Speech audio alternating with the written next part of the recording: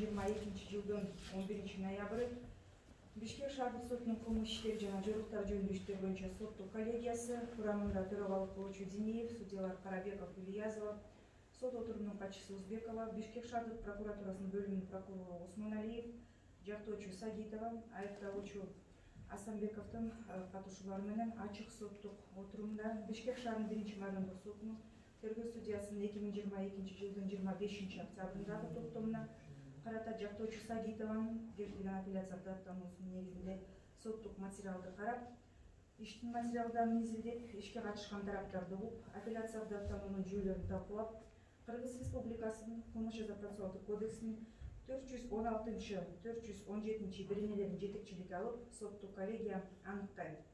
Бишкек шаарынын 1-майрандык сотунун тергөө судьясынын 2022 жылдын 25 октябрындагы Асанбеков Нурлан Болбековичке карата камакка алуу түрүндөгү өткөн чарасы жөнүндө чыгарылган токтому өзгөртүлсүн.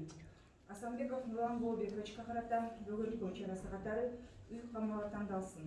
Тактап айтканда 2022 жылдын 20 декабрына чейин камакта болгон учурда жашаган жеринен Бишкек шаары Эркиндик бульвары 64-үй 81-батиринен саат 21:00-дөн саат 07:00-ге чейин ооруканага дарыланып жаткан учурдан тышкары эч жака чыкпоого, Бишкек шаарынын аймагынан эч жака кетпөөгө, интернет булактары аркылуу ишке тиешелүү материалдарды таркатпоого, тергөөнүн соттун 1-чакыруусу боюнча дароо келүүгө милдеттендирилсин. Аныктаманы аткаруу жагы Кыргыз Республикасынын Ички иштер министрлигинин тергөө кызматына жүктөлсүн. Асанбеков сот залынан бошотулсун. Жактоочу Сагитова апелляциялык даттануусу канааттандырылсын. Аныктама акыркы даттанууга жатпайт.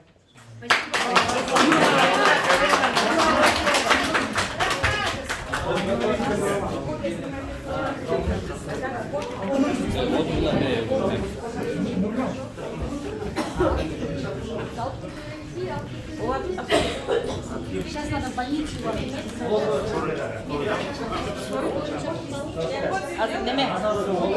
Касет, скорый чакырылат яка. Скорую вызовите.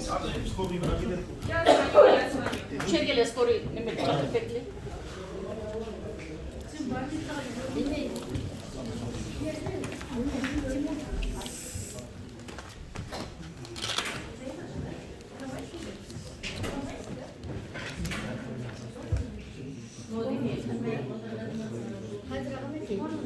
Касет çaladı. Скорый чакырып.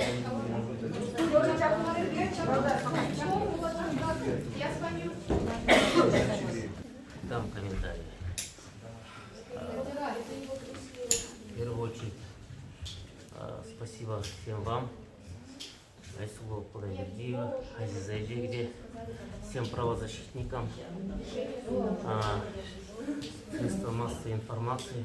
Очень огромный благодарен, кто меня поддерживал, кто поддерживал финансово моих детей. Я их имена не знаю.